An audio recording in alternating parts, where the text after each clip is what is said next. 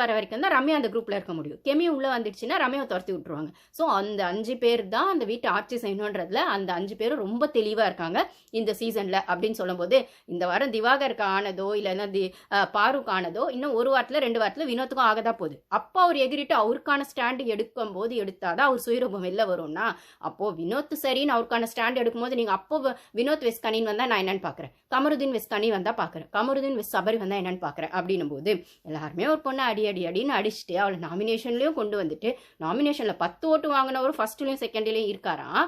ஆனால் வந்துட்டு இந்த பொண்ணு 3rd பிளேஸில் கூட இல்லை, ஏதோ 2 நாள் முன்னாடி 3rd பிளேஸ் இருந்தாங்க. இப்போ பார்த்தா 3rd 4th 5th 3மே டேஞ்சர் ஜோனில் அரோரா கலை பாரு இருக்காங்க அப்படின்னும் போது 3 பேருக்குமே 1000 ஓட்டு 1500 ஓட்டு தான் டிஃப்ரென்ஸ் இருக்குது. ஸோ வந்து எப்படி வேணால் எப்போ வேணால் மாறணும் போது சேனல் என்ன பிளான் பண்ணுவாங்கன்னே தெரில. ஓட்டு இருக்கட்டும் அங்கே கழுது அது ஒரு பக்கம் இருக்குது.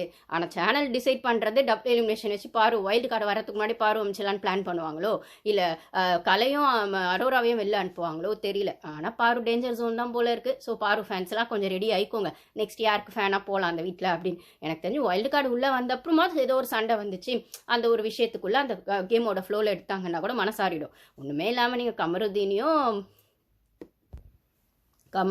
வினோத்தையும் சேவ் பண்ணுவீங்க அப்படின்னா மக்கள் மனநிலைமை எப்படி இருக்குது அப்படிங்கிற மாதிரி தான் இருக்குது. வெளில ஆதிரி ஒரு புலம்பிட்டு இருக்காங்க, பார்த்துருப்பீங்க. ஆதிரியோட இன்டர்வியூ ஜாக் கூடலாம் கூட சேர்ந்து ஆதிரி இன்டர்வியூ கொடுத்தாங்க.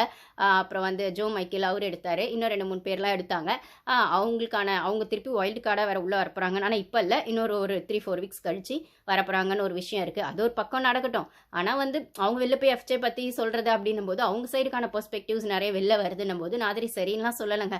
அதே நான் அகெயின் சொல்கிறதுலாம், ஒரு லவ் கண்டென்ட்னு வந்தால் ஒரு பொண்ணை வெளில அமைச்சிறதும் ஒரு பொண்ணை ஈஸியாக ப்ளேம் பண்ணுறதும் நடக்கிற இந்த சொசைட்டியில் ஷோலேயே அதே தானப்பா நீங்களும் ஃபாலோ பண்ணுறீங்க, அதே பேட்டர்ன் தானா, அதே தானே திருப்பி ரிப்பீட்னு பண்ணுவீங்க அப்படிங்கிற மாதிரி தான் இருந்தது. ஸோ கமருதீன் ஹையஸ்ட்டாக அவர் ஃபர்ஸ்ட்டில் இருக்காராம், அவருக்கு சப்போர்ட் பண்ண வினோத் ஃபர்ஸ்ட்டில் இருக்காராம். ஆனால் பாரு சேஃப் ஜோனில் கூட இல்லை டேஞ்சர் ஜோனில் இருக்காங்களாம்.